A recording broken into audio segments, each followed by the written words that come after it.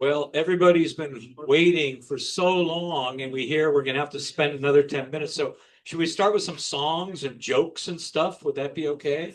Oh, Good, yeah. good, good, good, good. Yeah, I yeah. do a lot of assemblies at schools, so I always start out with the kids with jokes. Okay. So, here's one of my favorites. Fifth grader told me this. Why didn't the invisible man take the job? He just couldn't see himself doing it. Fifth grade, not bad, right? Then the other fifth grader told me this one. Why'd the monkey fall out of the tree? He was dead. I know. Little dark fifth grade humor. And then a teacher told me this one. Why didn't the chicken cross the road? He was sick and tired of always having his motivations questioned. And all the kids are like, what does that mean? Well, anyway, while we're waiting, sometimes I'm sort of in the Irish storytelling tradition where we like to start out with a song. Would you mind singing along with me? I'm coming of the school of if you can talk, you can sing. If you can walk, you can dance, right? So it's a very low bar, basically. Yeah. And in Ireland, they say that the most important things in singing along are volume and enthusiasm. Okay. I'm happy to sacrifice pitch and tune on the altar of volume enthusiasm. Okay. So here's an old Irish folk song. Some of you have sung it with me before. It's called Mary Mac. It's very simple. And the chorus goes like this. You ready? Mary Mac's father's making Mary Mac, marry me. My father's making me Mary, Mary Mac. Gonna marry Mary for me. Mary to take care of me. Well, I'll be making Mary when I marry Mary Mac. Ring die diddly diddly dum. Are you ready? Go for it. Right. That's why we imbibe fermented and distilled beverages before we do anything. Right? Sláinte, salute to your health. So I'll break the song down for you a little bit. It's pretty easy. I'll sing Mary Mac's father's making Mary Mac, marry me, and then you just roll back to me. My father's making me Mary, Mary Mac. You want to try that? My father's making me Mary, Mary Mac. And I'll sing, gonna marry Mary for me, Mary to take care of me. And we'll all sing, we'll all be making merry when I marry Mary Mac. Ready? We'll all be making merry when I marry Mary. Good, good, good. And if you get confused, sing louder, okay? Nobody will do this. All right. So I'll sing the verses and you join me in the chorus. There's a nice wee lass, and her name is Mary Mac. Make no mistake, she's the girl I'd like to take. A lot of other chaps would like to follow in her track. I'm thinking they'll have to get up early. 'Cause Mary Mac's father's making Mary Mac marry me. My father's making me Mary, Mary Mac. Gonna marry Mary for me, Mary to take care of me. We'll all be making Mary when I marry Mary Mac. Well, Mary and her mother go an awful lot together. In fact, you hardly ever see the one without the other. So people wonder whether it's Mary or her mother, or the both of them together that I'm courting. Well, Mary Mac's father's making Mary Mac marry me. My father's making me Mary, Mary Mac. Gonna marry Mary for me, Mary to take care of me. We'll all be making Mary when I marry her. Well, the wedding's on a Wednesday. Everything's arranged. Her name will soon be changed to mine, unless her mind is changed with making the arrangements. I'm just about to arrange a marriage is an awful undertaking. Well, Mary Mac's father's making Mary Mac marry me. My father's making me Mary, Mary Mac. Gonna marry Mary for me, Mary to take care of me.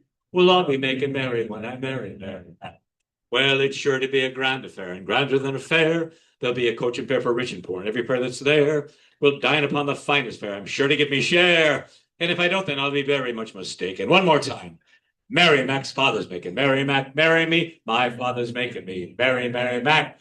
Gonna marry Mary for me, Mary to take care of me. We'll all be making merry when I marry Mary Mac.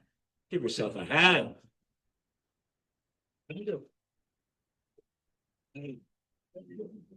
Well, while we're waiting, a few years ago, I had a really radical idea.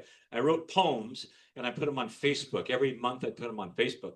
And then after 4 years, somebody said, well, that's really great. Sometimes people put these together in collections. They're called books. And I think, what a brilliant idea. So wanting to make millions in the publishing industry, I published this book. And the publisher is here tonight. Let's give him a hand, okay? Thank you very much.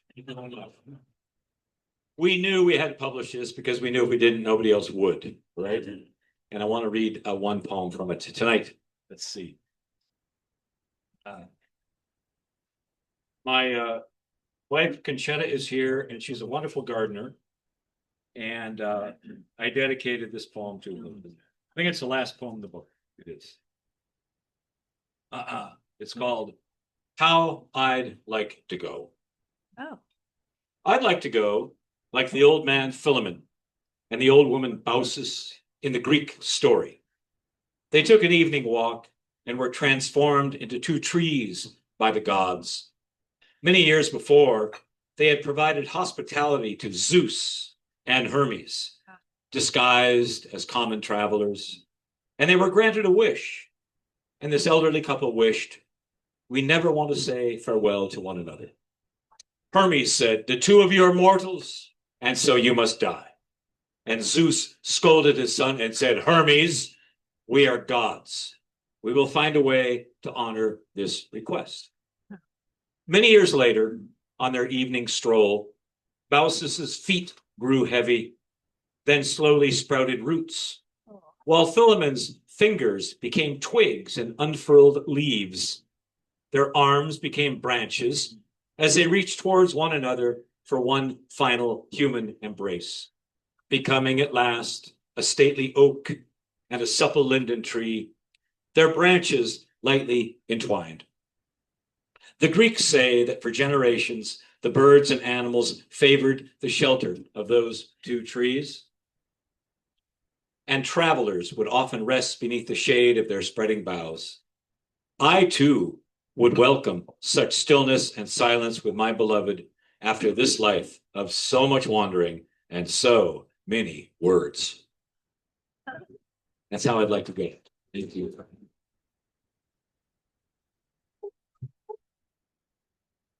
Well, I sing this song every year in honor of International Women's Day. Some of you might know it. It's called Johnny Be Fine, Johnny Be Fair. To understand it, you'll have to imagine me as a fair, fetching young Irish lass, okay? I know it's a stretch. Okay. So it's the story of a young woman who's been seeking a husband, and she goes to find a husband and finds a likely candidate. And so she comes back to tell her father the good news. And he has some rather disturbing news for her. It goes like this. Johnny was fine and Johnny was fair, and he longed with me to wed.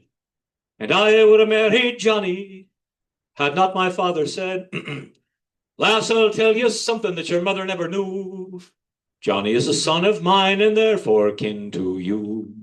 Oh, but then I met Ian. And Ian was fine and Ian was fair, and he longed with me to wed. And sure I would have married Ian, had not my father said, lass, there's yet another thing your mother never knew. Ian is also a son of mine, and therefore half brother to you. But finally I met Seamus. And Seamus was fine and he was fair, and he longed with me to wed.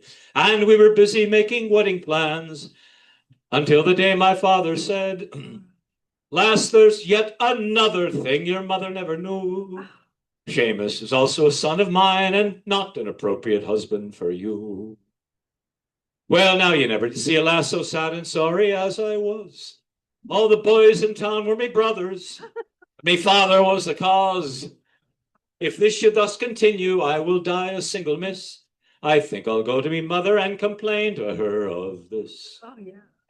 No, but mother said, daughter, haven't I taught you to forgive and to forget? So your father sowed some wild oats, there's no need for you to fret. Your father may be father to the boys in town, but still, he's not the man who sired you. Lass, marry who you will. Johnny be fine and Johnny be fine.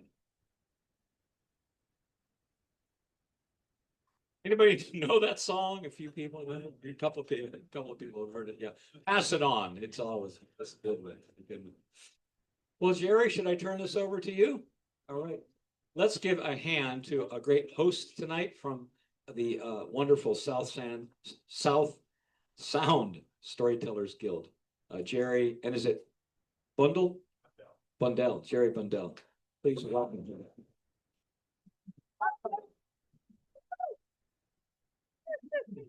Well, thanks, Will. I've never had a warm-up act for an introduction.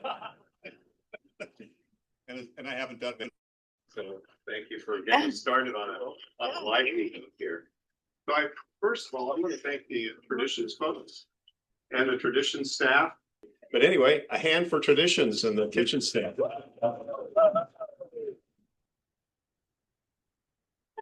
Okay, well, as you know, we're here to practice, to listen to a performance of the ancient art of storytelling. People have been telling stories since they gathered together with, 2 or 3 around campfires back probably around cave entrances and the like. So we've got a really good one tonight.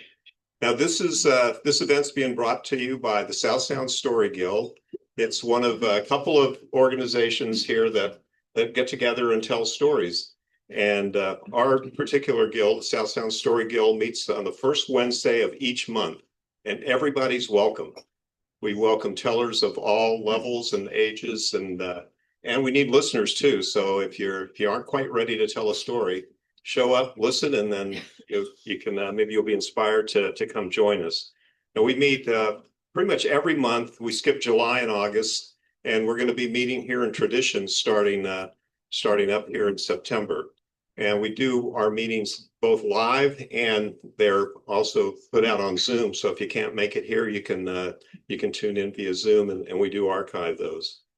So our featured events, we got a couple of things that we do every year that are a feature. One of them is Celebration in November.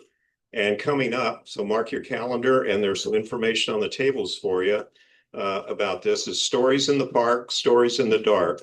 And it's on Saturday, August the 8th at Squaxin Park. It's a free event, and we start out the event by just telling kind of normal stories, and then once the sun sets and things get a little bit dark, then we switch over into our spooky stories. So a lot of fun, and it's a great way to spend a summer Saturday. So this guild has been around for over 20 years, and again, welcomes people of all skill levels. We have folks that have taught storytelling, that are paid storytellers. And we've got other folks like myself who started out with not knowing much about telling stories other than what we picked up here and there. So everybody's welcome, and it's a great place to exercise your talent and skills. So we have a website, and it's southsoundstory.org. So if you need more information, that's a great place to go, and there's contact information there. So I think I mentioned earlier, if you haven't had a chance to donate at the door, and I think probably everybody has, here's your chance. And also you'll pick up a little ticket for some prizes that we're going to award at the end of the performance tonight. So we appreciate that. So a little bit about Will, and you've already kind of met him. So you can see the kind of energy and humor and things that he brings to this. But Will worked as a journalist in South America after graduating from college in Wisconsin. Is that Wisconsin correct, Will? He's done a bunch of other stuff. He's been a fireman in Alaska, a carpenter. He's been a farmhand, and all these experiences kind of fit into his storytelling and has informed what he does. He's taught storytelling at an academic level at Portland State University and Lewis and Clark College, and I think you teach at one other university there in the Portland area. So he teaches and he runs workshops for storytellers around the state also. So it gets around. Now, Will, as you can probably already tell, is very accomplished. And one year, he's performed at the National Storytelling Festival in Tennessee, and he goes to regional storytelling festivals around the United States. And this is like the big leagues, the majors, the World Series, if you will, of the storytelling world. So he's delivered workshops. He's done keynotes for corporations. Storytelling does fit into that kind of venue. It's more than just entertainment. He's worked for Intel with telling stories there, Doc Martin Shoes, and the American Cancer Society. Now, there's one thing I found out about Will that, well, he spent some time in prison. Will's been in jail, and he's also been in prison, but they released him right away. Now, he wasn't there for committing a crime. He's taken his storytelling skills to the prisons in Oregon and some of the other correctional facilities as a way to inspire discussion and healing there. So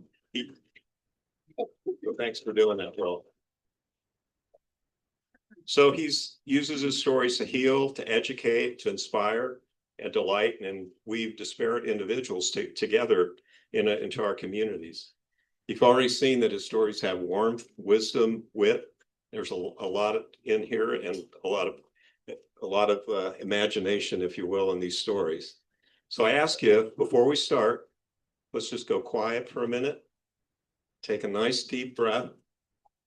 Get in touch with your adult child and get ready to greet Will Hornyak, our storyteller for the evening. Thanks, Jerry. Will, over to you. Thank you.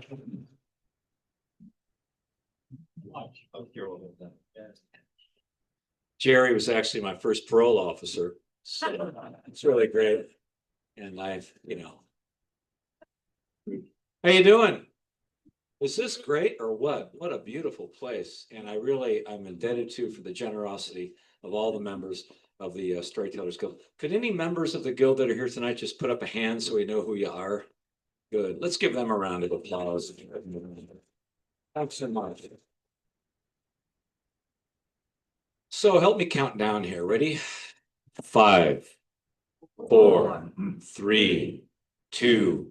Once upon a time,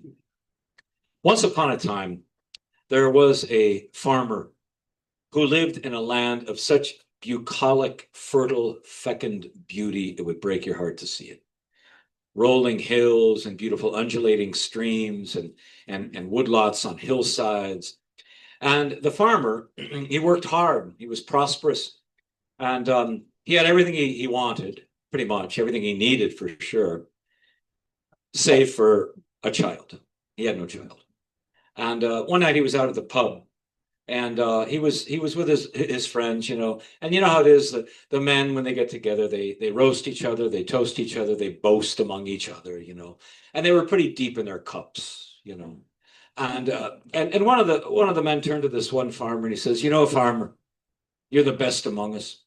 Anything you plant grows. Look at your fields, look at your flocks, look at your herds. You're the finest farmer in all the land. But for all of that, where are the children, farmer? Because you're not getting any younger, and you're going to need help now to help with the farm. He couldn't help himself. He went home that night, and he was sort of in a lather when he came home, And his wife came up and says, "What is it, husband? What's troubling you?" And by now he said, "Wife, blast it! I can plant a seed in any furrow and it'll grow. But can I plant one seed in your womb and have it grow into a child? I can't." He said, "Wife, I wouldn't care if we had a hedgehog, as long as we had a child of our own." And she said, "Husband, be careful what you're asking for here, Words are like seeds. You plant them, they can grow into something, Husband, be careful."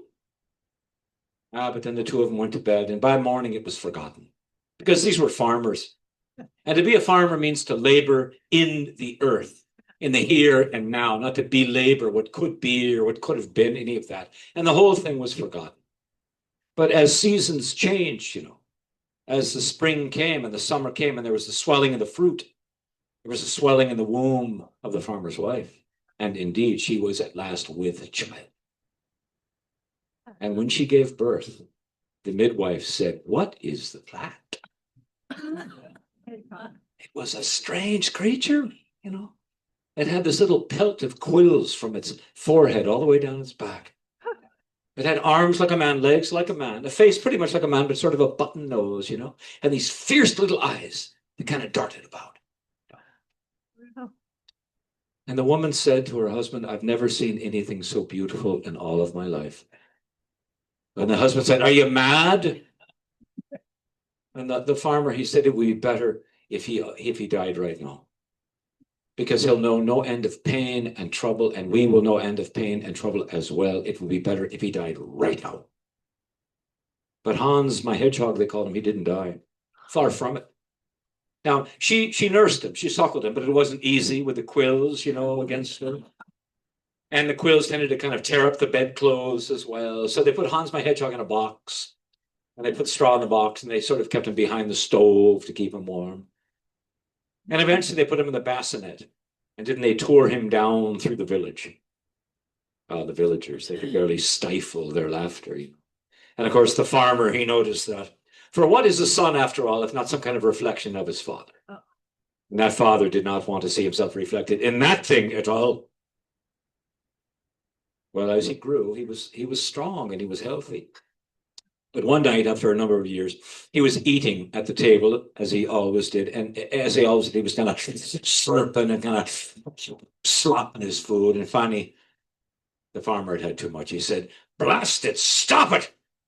If you can't eat like a human being, go outside and eat with the creatures." Hans the Hedgehog, he left. Because, if you can't find love and affection right where you are, you go off to find love and affection where you can, right? Don't you do that? Don't we all do that? And he did. And he found those who loved him for the very reason that his father reviled him. His father reviled him because he's neither this nor that. He's neither an animal nor a boy. But these others, they loved him because he was both things. He's an animal and he's a human being as well. And you might be wondering, who were these folks that were so accepting and so compassionate? You might think it was the Christians. It wasn't. They wouldn't even baptize him. They didn't know if he had a soul or not, You might think it could have been the Unitarians, right? Because they draw a circle around everyone, But you see, they don't like people with strong odors to come into their services. And Hans had sort of a musky smell. So anyway, no, these creatures, it was actually the animals of the farms and the fields and the forests. They loved Hans the Hedgehog. And in time, he began to speak their language. In time, he could squeal as well as any pig. He could bray like a donkey. He could neigh like a horse. He could bleat. He could clack. He could quack. He could cluck. And under his care, the animals, they prospered. The herds multiplied.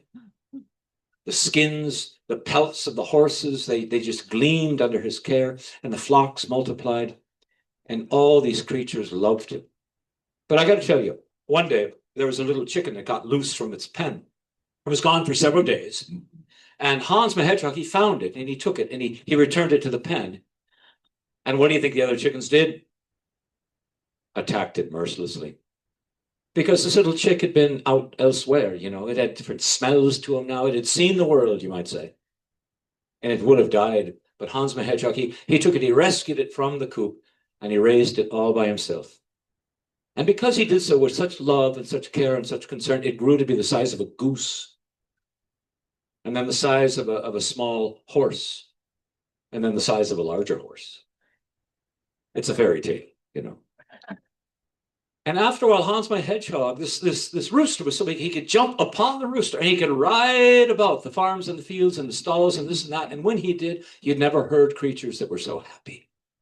Donkeys braying and horses neighing and the pigs squealing. And they loved to see Hans riding this rooster around the farm. Everybody loved it.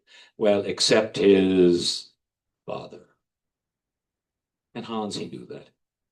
And even though he was a husbandman, even though he was a master farmer, there was never a kind word given from his father. And so one day he noticed his father hitching the team. He was going to go in the village to go to the shops and such. And he said, "Father, I tell you what, if you grant to me 3 boons, 3 blessings, 3 gifts, I promise I'll leave this place and never, ever come back." What would those 3 things be, Hans the Hedgehog? Well, first off, I want a saddle made for my rooster. Second thing, I want to have iron hoofs put on his claws there so he can travel far and wide. And the third thing is, Father, I've sort of fancied myself a musician, and I'd like to have a musical instrument. And what would that be, Hans? Bagpipes. Jesus, I should have known. I should have known. And so it was. The father made good. He brought in those 3 things. And now you could see Hans about ready to leave home. Outside the hut there was the mother, who had always given him all the love she had. And there was his father, impatient, waiting for him to leave. And he embraced his mother, and he couldn't help himself. He put his arms around his father and embraced him as well. And for the first time, his father felt a pang of grief, because he could feel his son's strength, and he could feel the softness of those quills as well. And you know how it is. Some people leave home reluctantly because it has been a place of love and care. And some people leave home hoping to find a home somewhere, somehow. And so it was Hans the Hedgehog. He leapt upon his rooster and playing the bagpipes with a few pigs following behind him. He made his way off into the world. And if that isn't an image of adolescence, I don't know what is. And so let's raise a toast to all those times we have had to leave home one way or another. To taking leave. Sláinte, salud.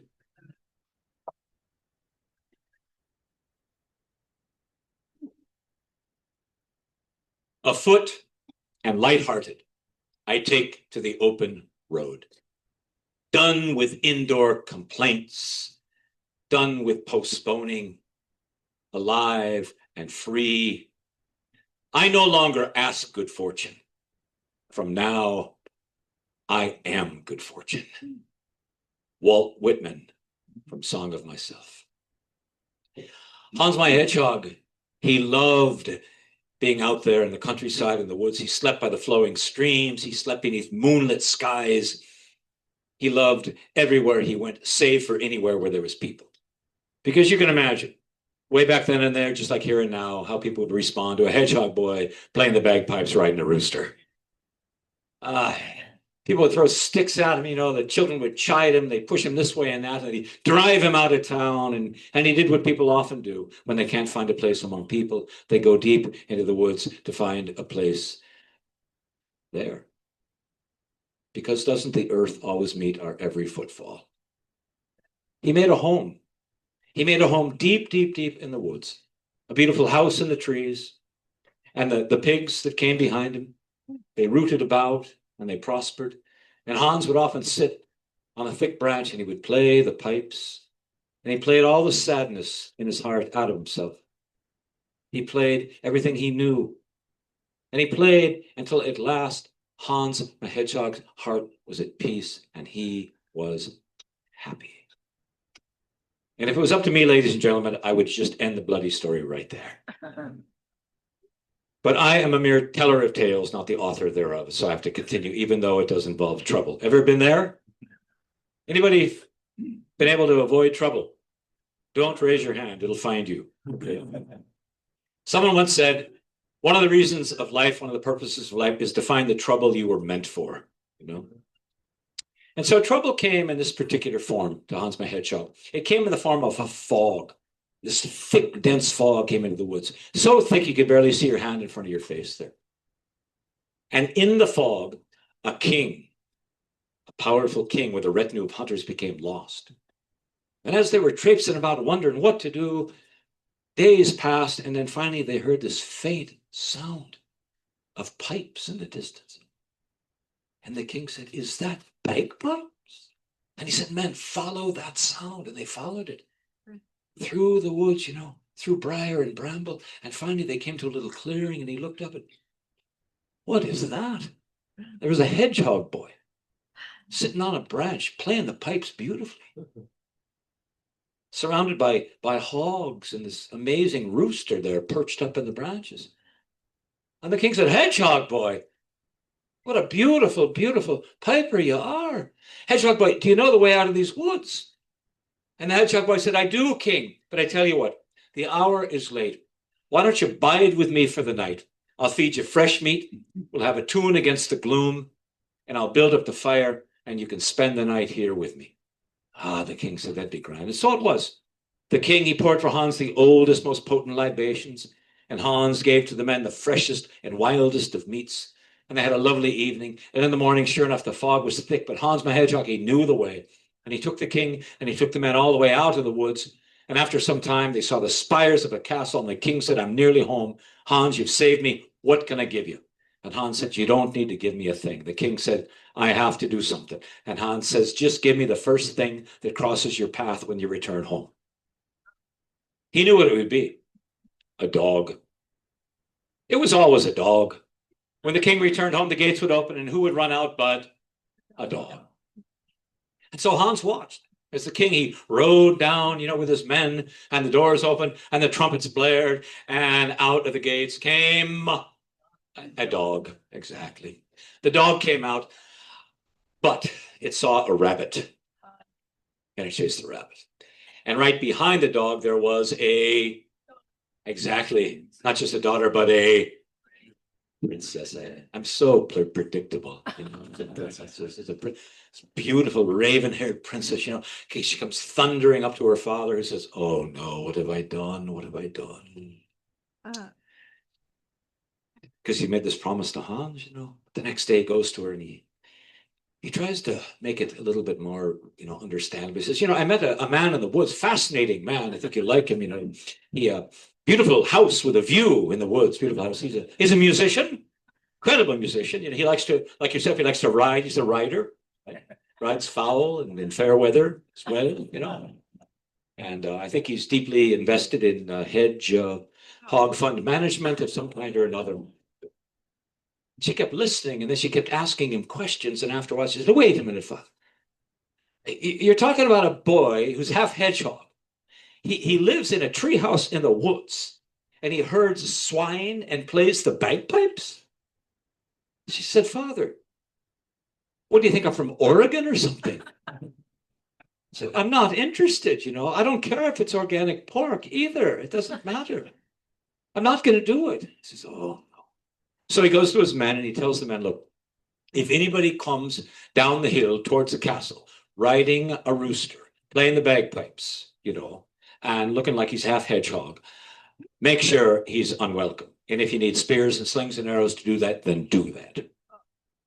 Meanwhile, Hans, he wondered, perhaps this might work. And he bathed in the fresh streams, and he sort of oiled up his quills and such. And he put on some pine sap behind his ears, and he mounted the rooster, and down the hill he started to ride, And he was encouraged because he saw men up on the ramparts of the castle. And he was thinking, well, they were about to blow trumpets or something or unfurl banners, but oh no. They were knocking arrows to bows. And just like that, a hail of arrows came down, and then a hail of spears and stones thrown from slings. And it took that rooster and Hans everything to dodge this arrow and that one, and they retreated up the hill. And then they turned around and they looked at the castle. And there's a few things you don't want to do in this world, and one of them is you don't want to piss off a hedgehog boy who's been steeled from months of living in the woods and an enormous rooster. The bagpipes are a beautiful instrument, aren't they? But weren't they also a martial instrument in time? And Hans, my hedgehog, he put out a blast from these pipes, and it shook the very walls of the castle. And the soldiers could feel this in their bones. And then they looked up and they saw this enormous rooster just coming thundering down the hill with a hedgehog boy on top of him, playing the pipes as loud as he could. And they watched as this rooster leapt up over the ramparts of the castle into the courtyards, and all the soldiers, they scattered like so many chickens. Who writes this crap? Scattered like so many chickens. And Hans, my hedgehog, upon the rooster, he pounded down the door and made his way into the castle, up into the king's chamber. And there was the king seated at tea with his daughter. And the king said, "Well, Hans, my hedgehog, a warm welcome to you." And Hans said, "I'd hate to see what a cold shoulder looks like." And then he said, "Princess, I saw that it was you. It was the first thing your father greeted. And your father promised that first thing to me. But I know that no one can promise someone else to someone else. But since I did dodge just about every arrow and spear and stone in the realm, I'm wondering if tomorrow we could just do lunch. Just lunch, just 45 minutes or something like that." And she said, "Oh, all right." The next day, he showed up at lunch, and she said, "Listen, I'm a princess. You're a hedgehog boy, raising swine, living in the woods, playing the bagpipes, riding a rooster. And you look kind of frightening, You should really get some work done. And also the bagpipes, they're so loud. A lot of the men have moved on to oboes and French horn. And she said, on a scale of 1 to 10, I'm a 10, and you're like a -2. This is not going to. And Hansi said, I'd like to show you how those words that you speak feel to me. And he took one of his quills and he reached over to her and he just did her like that. And the little quill just went right through her perfect white gown and pierced her skin, and a little tiny drop of blood came out. And it was the first time her own little world had ever been poked or prodded. And it sort of burst this little bubble that she'd been living in for a long time. And just for a moment, you know, it is just for a moment, she actually saw who Hans was, saw into his very soul. And he saw into her very soul. And you know, when you've done that, it's very, very beautiful and bloody terrifying too. And she was so afraid. And she ran away. And after 10 years of cognitive therapy, she married the tax collector and lived boringly ever after. Hans my hedgehog, he went back to the woods, you know, and he played his pipes, and he knew by now, he knew his way all around these woods. Every stream he knew, and every marsh and fen, and every hillock, and he could find his way among them by starlight or moonlight or sunlight or no light at all, and he loved it there. But you know how it is, sometimes trouble comes in 2s or 3s.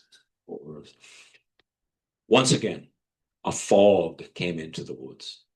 Once again, a retinue of king's hunters along with the king got lost in the forest.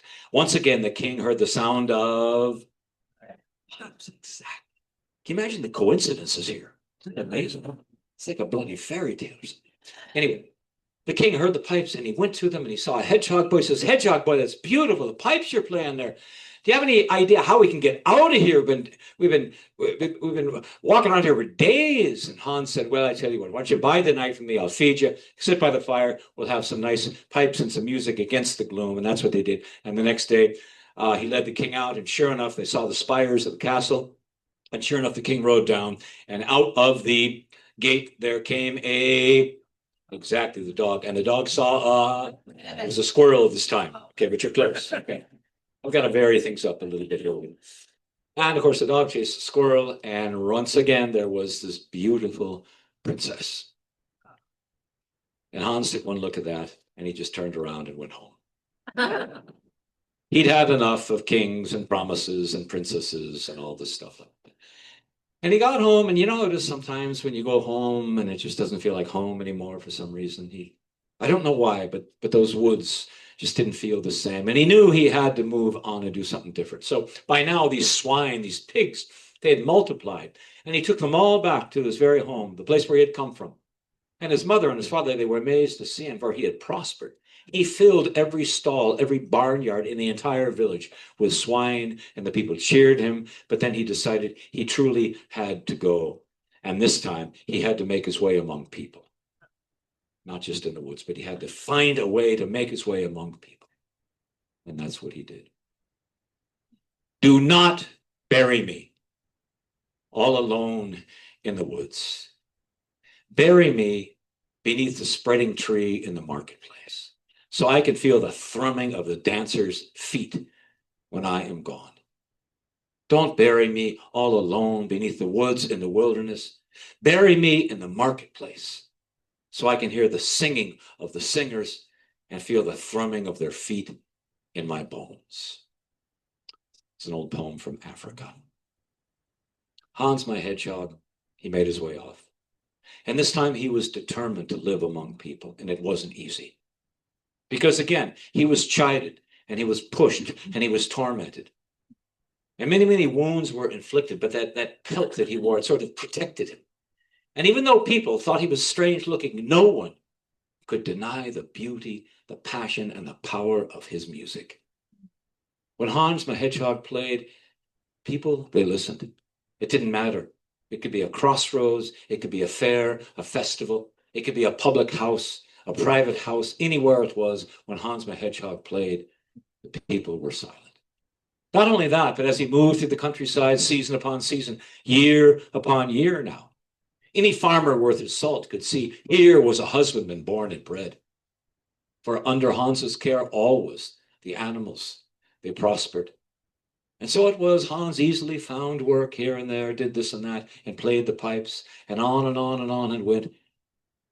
And then one day it happened.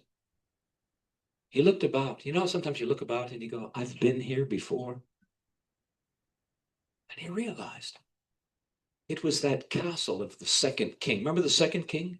You know that? The squirrel? It was. And he was different now. You know, he had a bit more confidence and he didn't care. He just said, well, I'll just see what the possibilities are. And sure enough, he comes down the hill upon the rooster and he's playing the pipes, you know. And he sees once again soldiers up there on the parapets of the castle. They're running about this way and that way. And just as he's about to turn and go, he sees that, in fact, they are unfurling banners. He sees, in fact, they are blasting out a welcome upon their horns. Not only that, they're gesturing to him to come, to come, to come. And he does. Not only that, but as the door opens, the people, they file out and they make sort of a two lines, and they want him to process through those lines. He doesn't know what to think. But as he's moving among these people, he looks at them, and they are some of the strangest folk he's ever seen. All of them are almost as weird as he is, you know.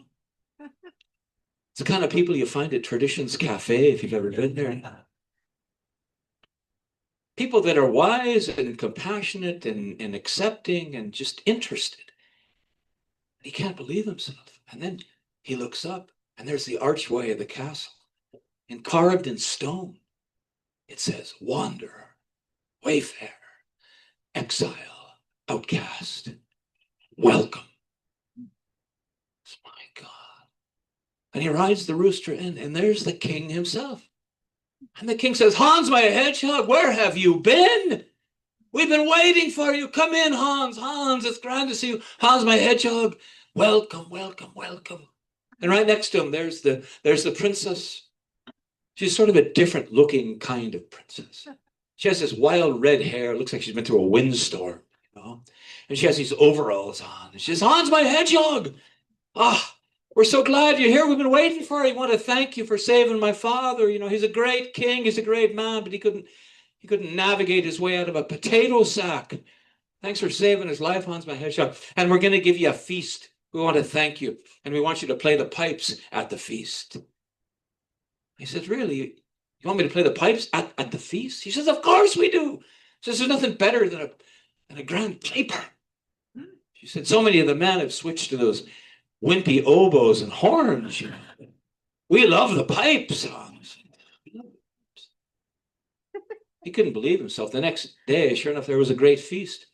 Just like this. The people turned out, you know. And he was given a seat beside the princess. And she had so many questions. She wanted to know, how did you build a house in the woods, that tree house? And how did the swine forage? And how did they survive in that way? She wanted to know everything about riding a rooster. Was it like riding a horse? She was just filled with questions, you know. And they just talked back and forth, and words came easily between the two of them, you know. And then the king introduced him and said, it is time for us to hear from a grand piper. And as he played, there was a silence. He played all the sweetness in his heart, all the grief he had known, all the joy he had known, on and on. He took people on a long, long, long journey. And when he finished, there was a silence that lasted a long time. And then everyone got up and they just roared and applauded Hans, my hedgehog. He had never, ever known a blessing like that in his whole life. He couldn't believe it. And the next day, the king sent a messenger, said to Hans, the king wants to see you in his chamber there. And Hans showed up, and the king said, Hans, my hedgehog. He says, I'm really grateful to you. And, you know, I promised you the first thing that crossed my path, but I have to break my promise there, because the first thing that crossed my path was my daughter. And I can't be giving away someone to someone else, you know. And Hans says, I know that. And he says, and by the way, you don't need to give me anything. Look what you gave me last night. I've never been feasted that way. I've never been blessed, listened to that way. You owe me nothing.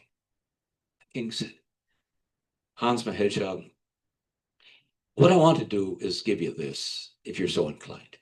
I'd like you to have a place to bide for a while, you know.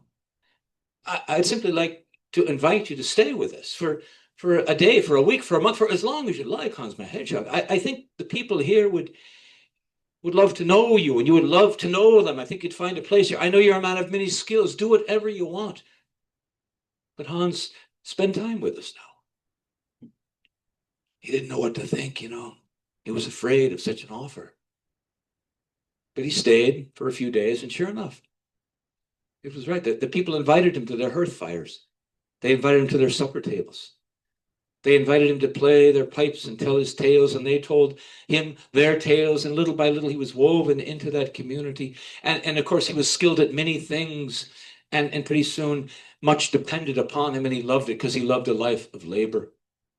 And many times his path fell into the path of the princess because she was often out in the stalls and on the farm because she preferred the company of plowmen and farmers much more than princes and nobles.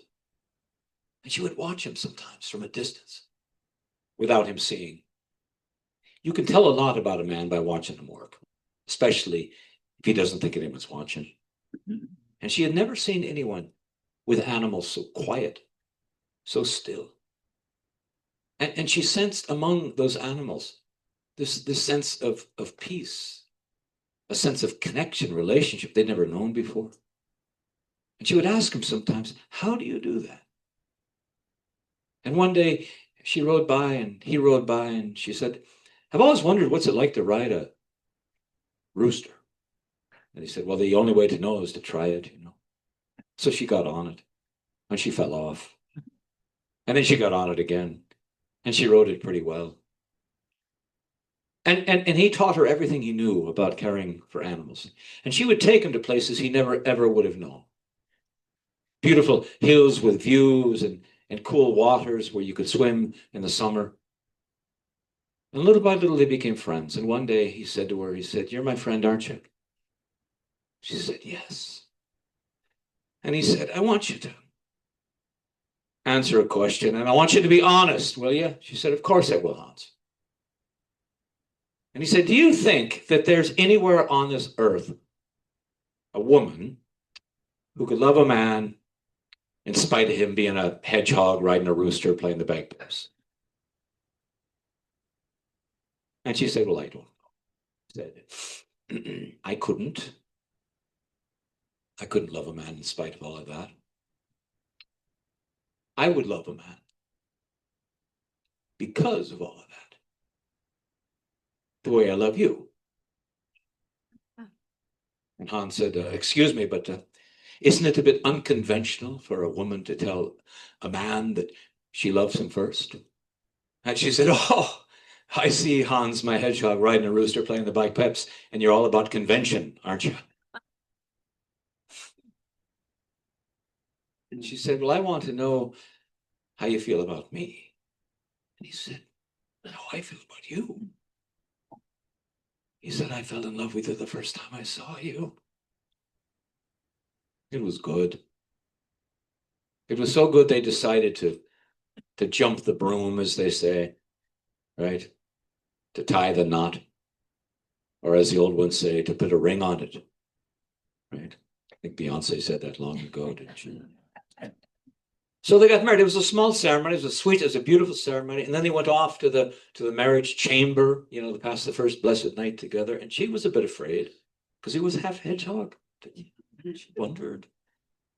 And they got up. There was a beautiful little room. There was a fire built there, nice and warm, you know, the big bed and everything. And Hans my Hedgehog said, I want some help with this, you see. It's been coming loose for a while, and I think tonight might be the night that it's time to take it off. And she said, what? And he said, my pelt, it coils. She said, truly? He said, yeah. And she got behind it and she helped him pull. And it hurt a little bit, but it pulled away and it gave way. It gave way. It was like old grave clothes, you know, they just gave way. And he took it, and ever so gently and carefully, he folded it up because this was the pelt that had protected him for so long. And then he put it gently into the fire. But as soon as the flames licked it, it was like every wound, every insult, every indignation he'd taken, he remembered. And they all came back to him. And the pelt burned, and it was like his own flesh that was burning. And he screamed and he writhed, and all of that grief came through him. And he wept and wept and wept all night long, and she held him through all of that grief. All that night, and all the next day, and all the next day. And she put healing balms and healing salves upon him, you know. But the next day when he woke up early at first light. And Hans my Hedgehog there, he went to the window and he looked out. And the sun was rising. It was the first day of his new life. And he was so happy. And the two of them, they went down to the king, and they thought it would be a good idea to do the wedding all over again. Because they said, Father, anything worth doing once is worth doing at least twice. And I can tell you the wedding was absolutely phenomenal because it happened in once upon a time, you know. They had people from the past and the future that came, you know. Rumi read poetry there. He read in Farsi, but everybody could understand it. You know? Johnny Cash played, Joni Mitchell was there. She played the stuff from Blue, not the last stuff. You know, exactly. The Beatles played, you know, Pablo Neruda was doing poetry. Emily Dickinson was there. Lucille Ball cracked everybody up. It was just fantastic. And it was so happy and so joyful that the castle couldn't contain the joy. It actually went up, and overflowed from the castle into the streams. And the fish themselves, they felt it. And the animals, they could feel it. They were bleating and they were neighing and they were braying. They were so bloody happy. And then the wind blew and it carried that joy to the four corners of this world. And some of it even descended right here to Traditions Cafe in Olympia. You know, the old poet William Blake, he once said, improvement makes roads straight, but crooked roads are roads of genius. And what is a story if not a long, winding, and crooked road? And what is a storyteller if not someone utterly beyond any hope of improvement? Thank you. Thank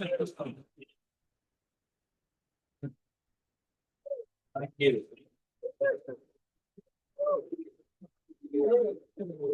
So, excuse me.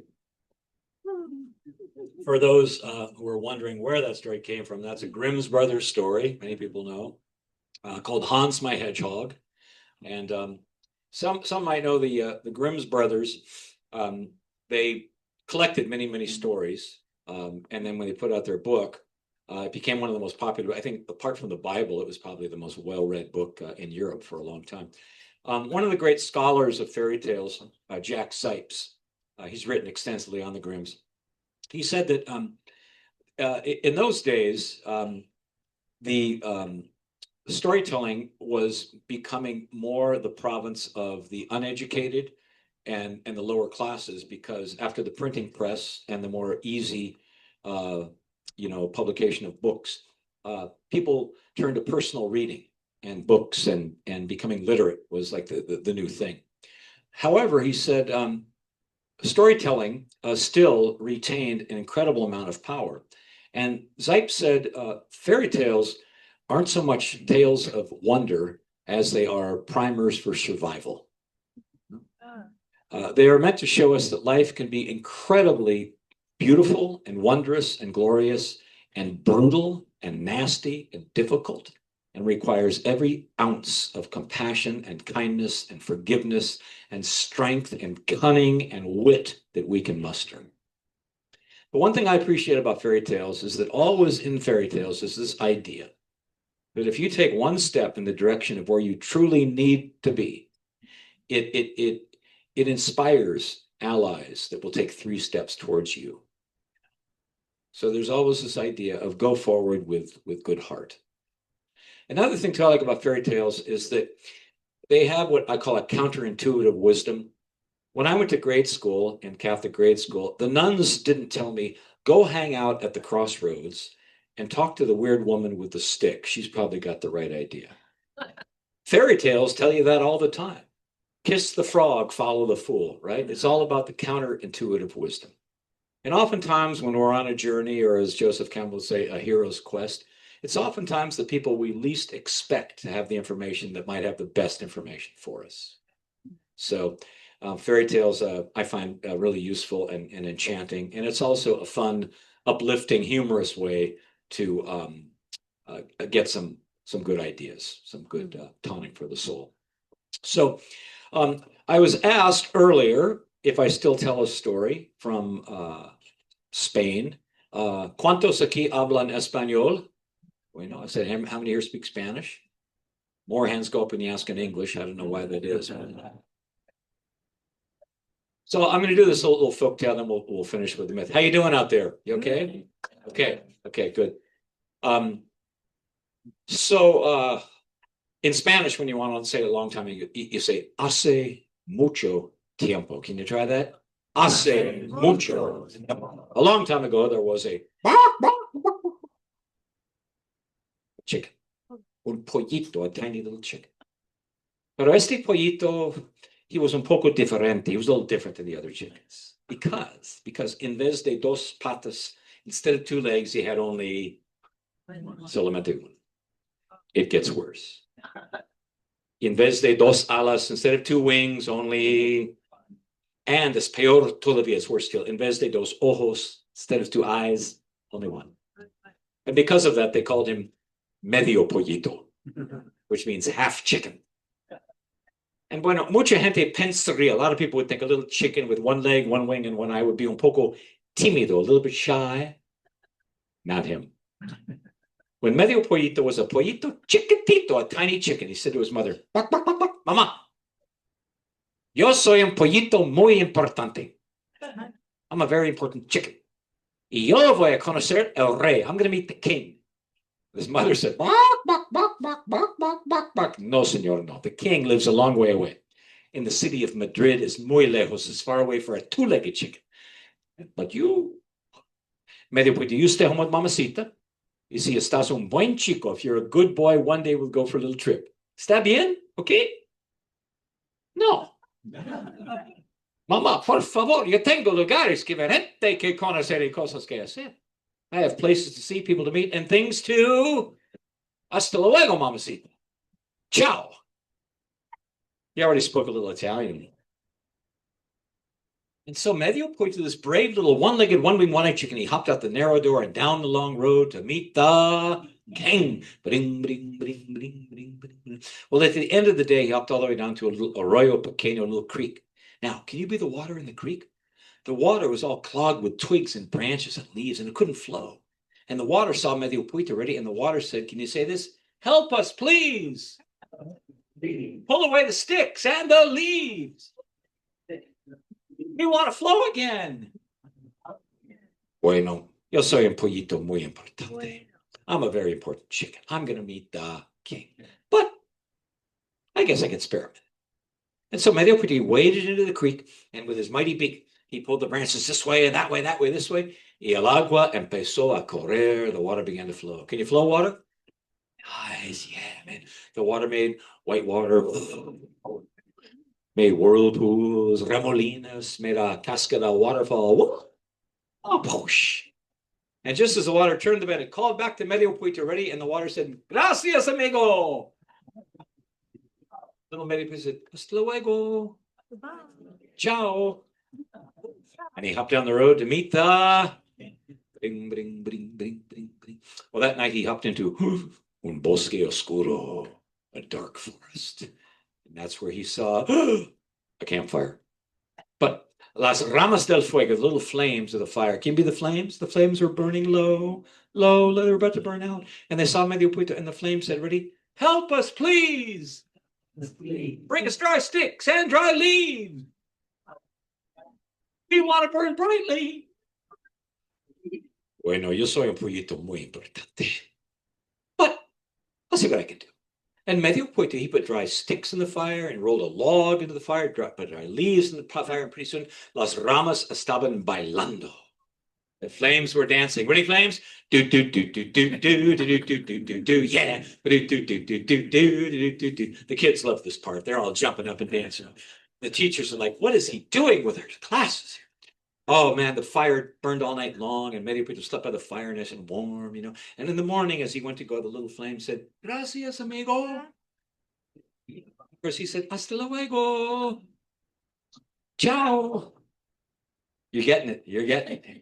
And he hopped down the road to meet the king. And the next day, he hopped up a big hill and he looked down. Oh, he could see the city of Madrid.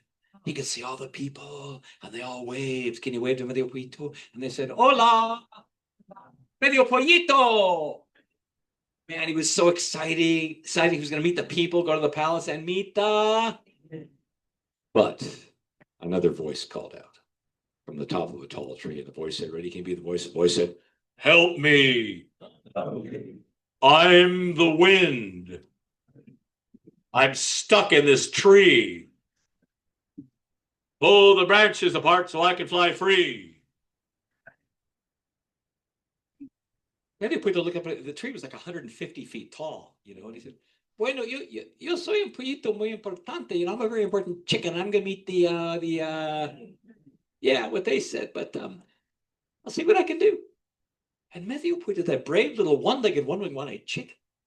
He climbed up the tree with his mighty beak. He pulled the branches this way, that way, and the wind. Ready, wind?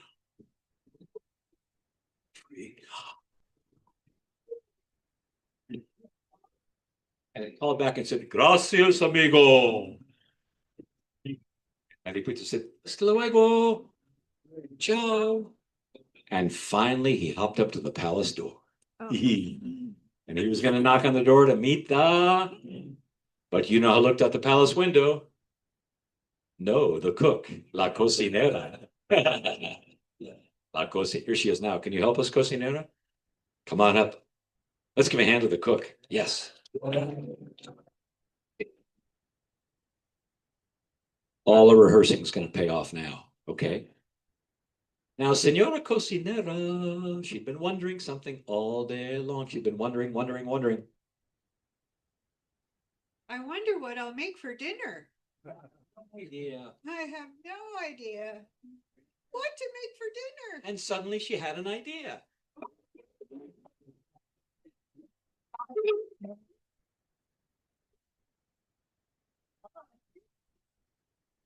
How about chicken? But then she looked a little closer. How about half a chicken? You gotta work with what you have now. Now, Medio Pollito, he was expect. Oh, no, you're not done. We're gonna get our money out of you, kid. Medio Pollito, he was expecting the cook crept up behind him, grabbed him by the scruff of the neck right there. And Medio Pollito said what chickens say when they get grabbed by the scruff of the neck. And of course, I mean, "Hey, you put me down right now." And the cook said, I'll put you down. "Here." Right here. And she put him down. Whoa! Uh-oh. Into an olla grande, a big stew pot, llena de agua, filled with water. And that's when Medio Pollito had a very important realization. "Yo no puedo nadar. I can't swim." That was going to be the end of Medio Pollito. The water in the stew pot came from that nearby creek. Can you be the water? And the water said, "Hey, it's you, Mr. Important Chicken. You helped us out. We'll help you." Ready, water? And the water lifted Medio Pollito up. And he just did the backstroke around the top of the stew. He was doing pretty good. Until La Cocinera said, Time to cook my bird. She lit the fire beneath the stew pot. Can you light the fire? What do you have, a gas range down there? You're so modern, you know. And flames were dancing around the stew pot. Ready, flames? Do do do do do do do do do do do do do do do do do do. And the water got really hot. And Medio Pollito said, "Chickens are really hot." And that means, "Help! I'm getting really hot." But the flames, they heard that. Ready, flames? And the flames danced up and they looked down. Ready, flames? And the flames said, "Hey, it's you, Mr. Important Chicken. Hey, you helped us out. We won't cook you. And so these flames said to all the other flames in no uncertain terms, they said, hey guys, cool it. And all the flames said, and the fire went out. He was doing pretty good until the cook said, check my chicken. Time to check my chicken. And she lifted the lid off the stew pot, and there was Medio Pollito doing the backstroke in a hot tub. He says, nice, can you turn it up a little more? Oh, she got so mad she folded her arms. She stamped her foot, and she said, I'm gonna fry this bird up. Oh. I think you're enjoying this part a little too much. And Medio Pollito said what chickens say when they're about to get fried up. You speak excellent chicken here. And of course, that means I'm here. And he jumped out of the stew pot. He raced across the kitchen floor. Bling, bling, bling, bling, bling. But the chef ran right after him. He jumped out the window, but the chef ran right after him. Medio Pollito was fast, but she was faster. And now she came closer and closer. And just as she reached down to snatch him up, un viento poderoso llegó. A powerful wind arrived. Ready, wind? And it blew harder. And it blew so hard. Oh no. It lifted Medio Pollito 200 feet into the sky, where he had another important realization. Yo no puedo volar, I can't fly. But the wind, ready wind, the wind said, I am helping you.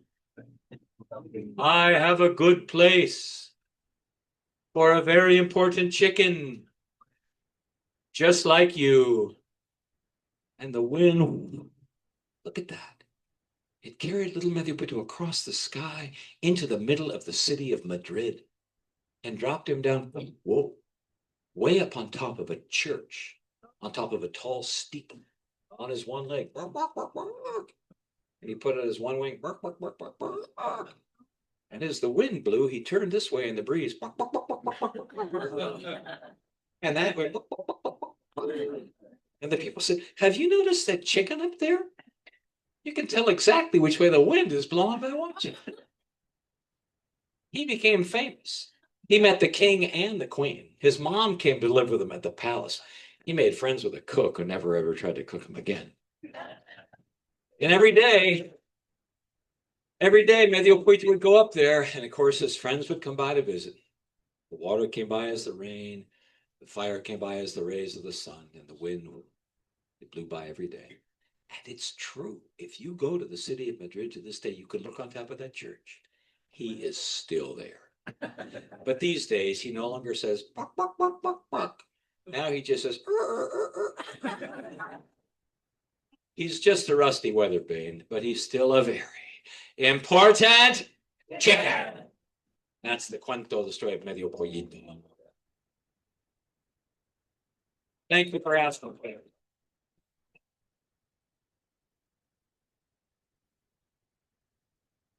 I tell that story a lot in grade schools, and kids love it. And I live in the Willamette Valley in Portland, so there's a lot of Latino kids, and it's so cool to get them up speaking their language, you know. And then their fellow students can go, wow, they know two languages, you know, instead of, they're not that good at English, but it's like, hey, they are great at their own language. So, hey, I want to thank all of you for coming. You know, it's true that the quality of the storytelling program depends so much upon an audience, and you have been a great one. There's a saying in Ireland that there is no such thing as a story without an ear to hear it and a heart to hold it. And I want to thank all of you for being the ear, for being the heart. I always feel like when we're telling stories, it's something we're making together. So give yourselves a hand for being a wonderful group. Can I do one short? One more short. So do you have enough in you for one more very quick? All right. Somebody said, well, if you're a storyteller, you have to learn the difference between captivating people and holding them captive. No, I've got one more. Don't go anywhere. So anyway, this is the first story I told was a fairy tale. The last story I told was a fable. This is a myth. Myths are very specific stories. Myths always come from a specific culture. And even though there might be share similarities, we find coyote here in North America. We don't find coyote elsewhere. We find raven here in the Pacific Northwest, stories about raven. We don't find them elsewhere. We find other, Inanna. We find Zeus in Greek mythology. We don't find Zeus, at least by that name, right? And so myths are very, very specific. Also, myths are weird, right? I was sometimes one time I was told myths come from the most difficult extremes of human experience, and so when we're in difficult extremes, we can find myths very useful to us. And Jerry mentioned that I visited prisons. Mythology always lands really good with prisoners.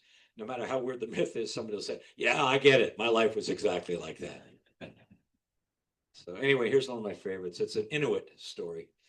And they say in this particular Inuit village, there lived a young woman, this beautiful young woman who was very gifted.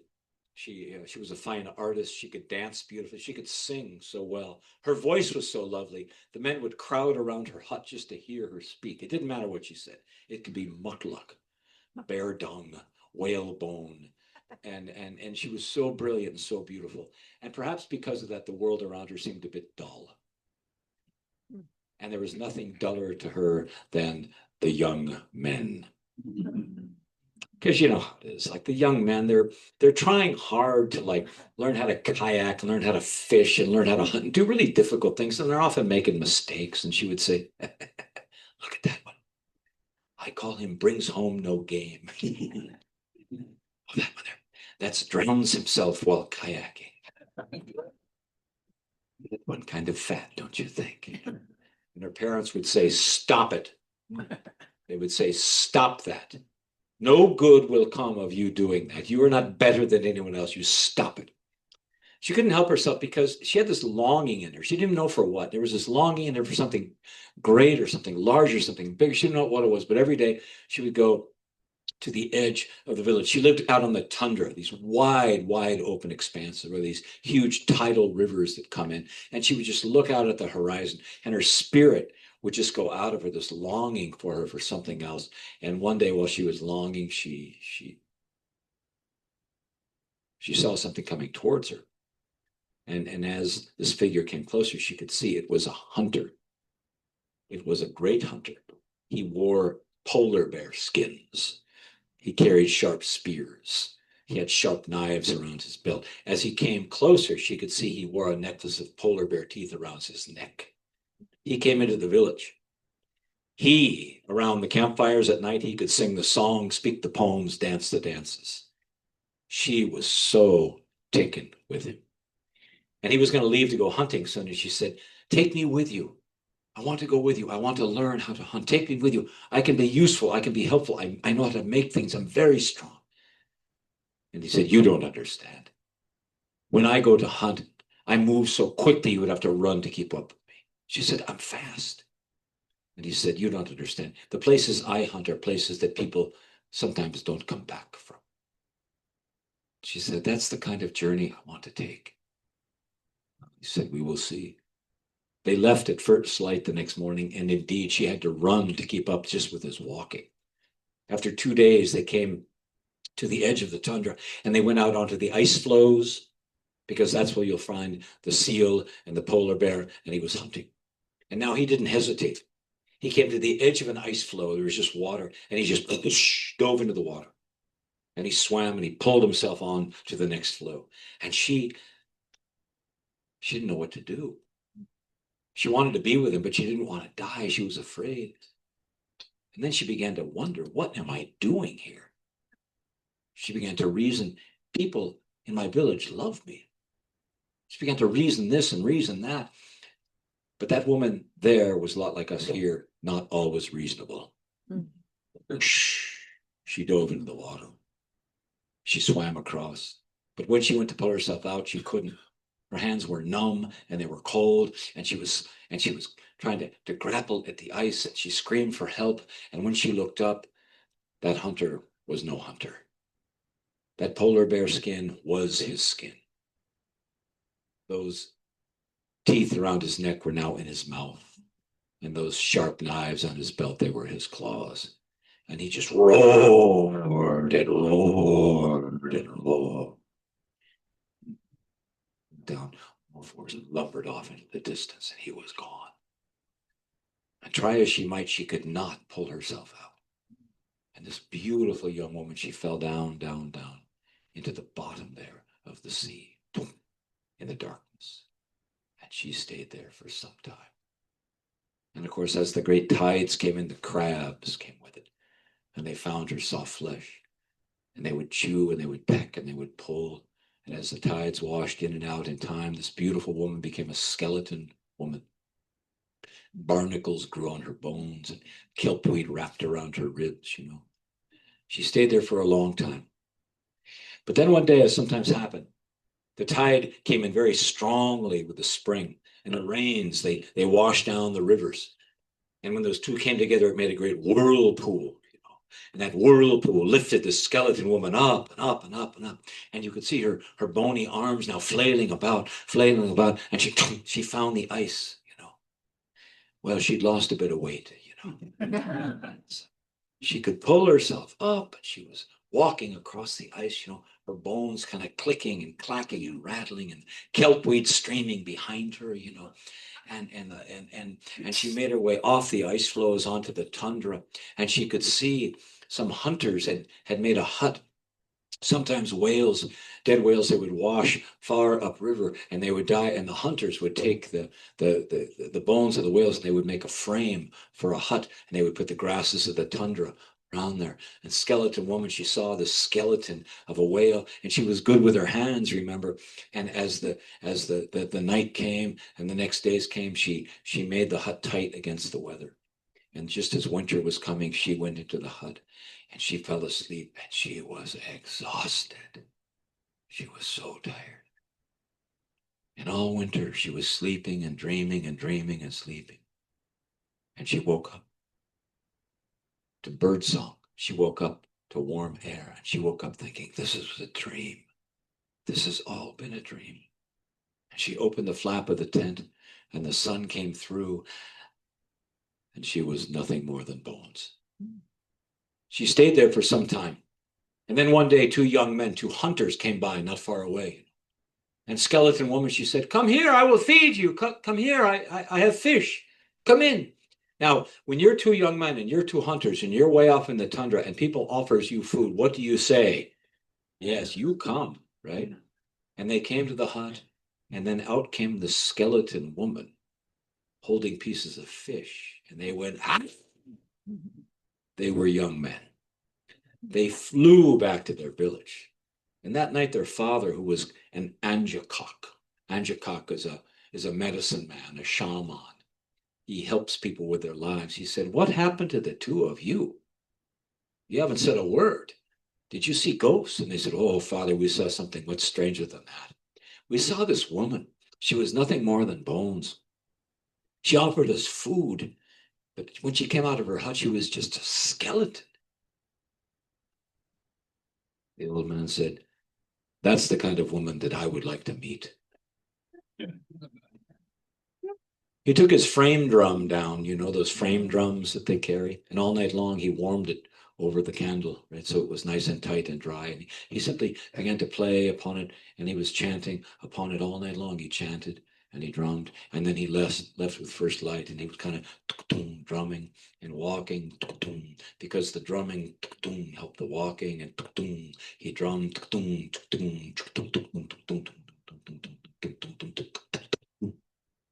she could feel that in her very bones, far away. And then he came to the hut, you know, and he said, hello?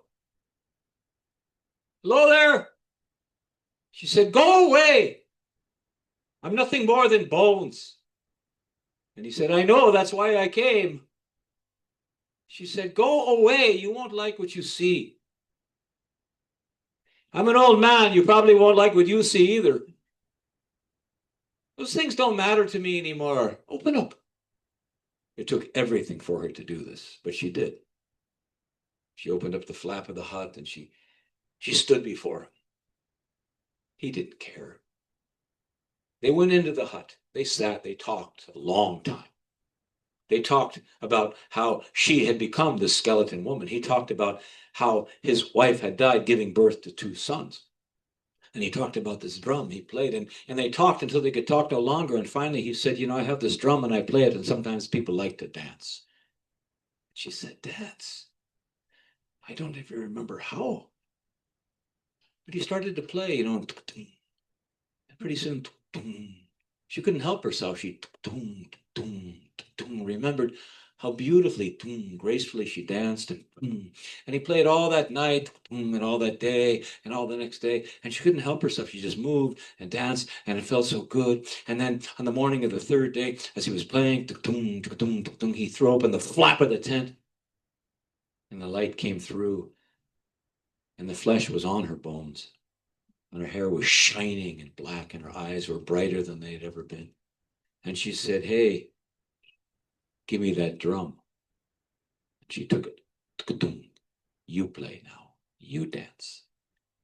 And he said, "I don't do that any longer. I'm just an old man." She said, "Dance." He danced until his arms were lithe and strong and his heart was full. The two of them danced from that little hut all the way back to his village, where the Inuits say they are living to this very day, dancing through death into life, death, life, through death into life. I don't know. I'm just a storyteller. But that's what the old Inuits say. If they don't know, who bloody well does? Let's thank the Inuit for that great soup.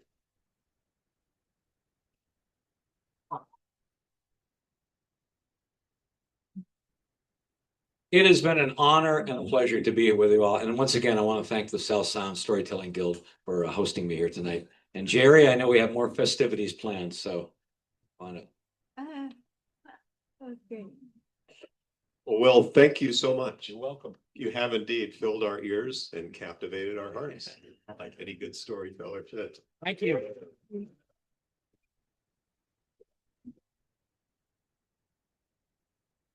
Well, I really enjoyed the some of the lines that you put out there for us. One of them was find the trouble that you were meant for. Exactly. Right. And I think that's a good thing, and some of it can be good trouble. And I think telling stories is good trouble. So thank you so much for that. Welcome, Jerry. All righty. And yeah, and storytellers are people in need of improvement. I think that's probably a line that works for all of us. And I think all of us in some form or fashion are storytellers, whether it's with our friends, with our family, but storytelling has a place, and Will, you've elevated that to such a fine art. Actually, what I said, Jerry, was storytellers are people beyond any hope of improvement. You can improve the craft, but Oh, you've heard me tell. But anyway, and with that, I'd like to invite folks to come to the South Sound Story Guild events, and better yet, to participate. Bring your stories, and I think, like I've told so many of you, that it's a very welcoming group. We have folks who are literally professional storytellers who have taught, and others of us who have just started and are enjoying that. And it's a fine and fun craft. But thank you so much for having us. Well, once again, Will, thank you so much. And equally important, thank each and every one of you for coming out to enjoy this event. And I hope we'll have more of them. And Will, I hope we can have you back sometime. We'd love to be. And we'd love to have you, and love to enjoy this this fine gathering. So with that, thank you very much. Appreciate your time and appreciate your attention. Have a good night. Thank you.